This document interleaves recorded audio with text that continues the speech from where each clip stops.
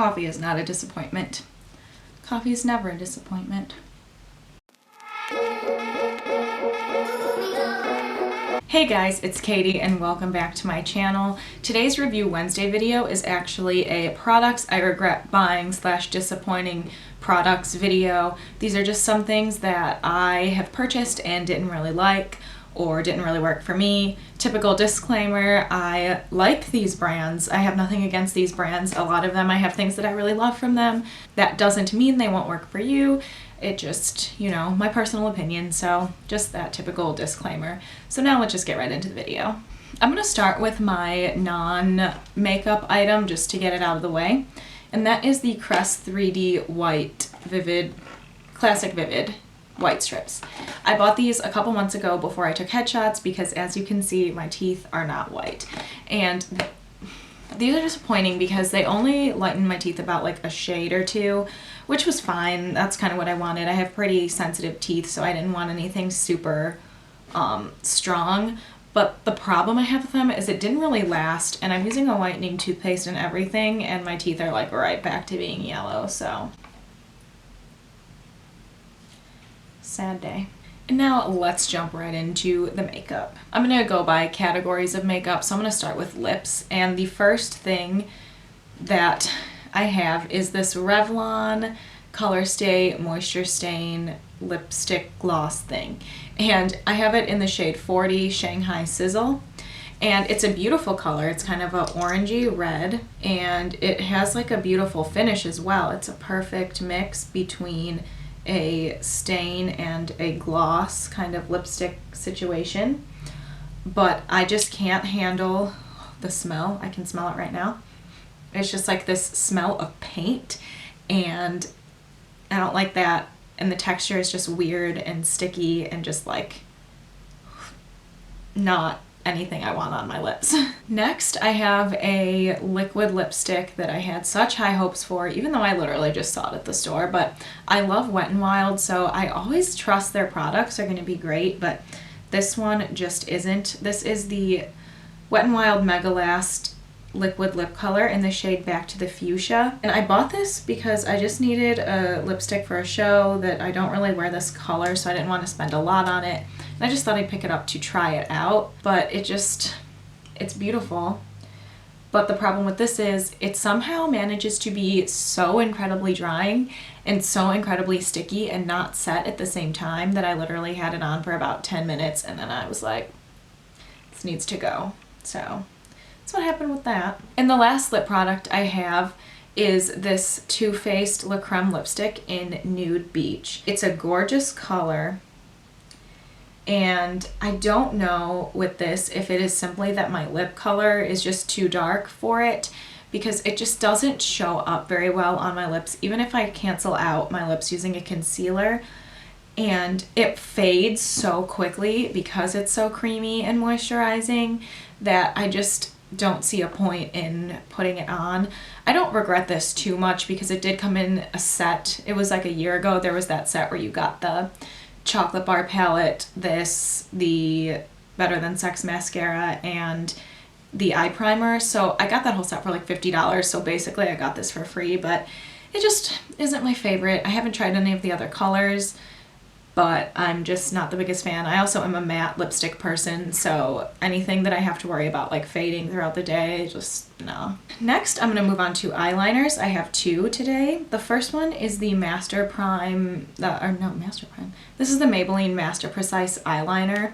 I got it to do winged eyeliner, but like the problem with it is it has this flimsy tip that makes it like difficult to like draw the line on your eyes. And then also my eyelids, basically, I'm so picky with eyeliner. Like I have a couple that I really like, and those are the Stila Stay All Day and the Kat Von D Tattoo Liner, which is what I have on today, because everything else transfers, like literally everything. And I just don't have time for my eyeliner to give me second eyeliner. And that's what this did. I mean, that's also personally, my eyes are just terrible with it. So I could see this working for someone, maybe if you're a little better at eyeliner and you can still get that sharp wing using a little bit of a flimsier wand, but just this wasn't for me. Then I have the Wet n Wild H2O Proof. So the waterproof eyeliner. Again, I love Wet n Wild, and this is so disappointing just because, like, I expect their stuff to be so good, and I feel like I've tried their eyeliner before and it worked, so I don't know if this is a new formula. It did come in a box that said new on it. I love the wand. It's very, like, firm, and it's dark, and it's beautiful. Like, look at that. But the problem with it is that it transfers so quickly. I didn't think I'd have that problem because it's the waterproof, but I don't know what is in it or what is on my eyes that it just transfers within like 5 minutes. And I'm so sad because look how dark and beautiful that is. And it's like $5. Next, I have one that is a little bit shocking, just fair warning. And that is the Roller Lash Mascara from Benefit. It's such a good mascara. Don't get me wrong. It is a beautiful mascara.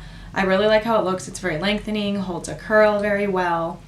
My only problem with it that makes me disappointed, I didn't actually buy this. My friend gave it to me because she got it in her Birch box and she already has it. But the reason it's disappointing is simply because of the price and a similar mascara. Because my holy grail mascara is the Maybelline Lash Sensational mascara. I really like the full fan one, whichever one I have now. It's so good because it does the same thing. The brush is very similar. It holds a curl. It volumizes and defines and lengthens. This one doesn't volumize so much, so I think that for the price I just would rather buy the drugstore option rather than spending money on this because it is a mascara and you're gonna have to throw it away after like 3 months anyway, so sorry. Might as well keep the shocks coming. Speaking of shocking, the ColourPop Super Shock eyeshadows. I know, it's like, I feel like it's a crime to say anything about these that is negative on YouTube, but I just, the formula is weird, and having oily eyelids, they crease no matter what I put on them. You have to use like a special brush to get them to be pigmented, and I don't really like applying with my fingers. So it's not worth the hassle of putting them on, and because you can't buy them in pans or anything, they would dry out. You kind of have to have these like individual shadows just like laying around everywhere, and I feel like that you can get like a Makeup Geek shadow. I've actually never used those. Or a MAC shadow for $6 now, which is like $1 more than this, and they come in little pans and I can put them in my palette and I can know they're not going to dry out, and I can apply them with any brush, and just basically there's too much of a hassle for me. Next, I have a concealer, and this is the NYX Full Coverage Concealer. The color's good. I have it in the color Porcelain, which is the first shade. It covers the thing is, okay, it covers very well and it does last all day. But I have oily skin and it's even too dry for me. Like, I can't use it under my eyes, and then on blemishes sometimes, like if they're a little drier, it just cakes up on them. So even though they're covered, there's like this cakiness to it.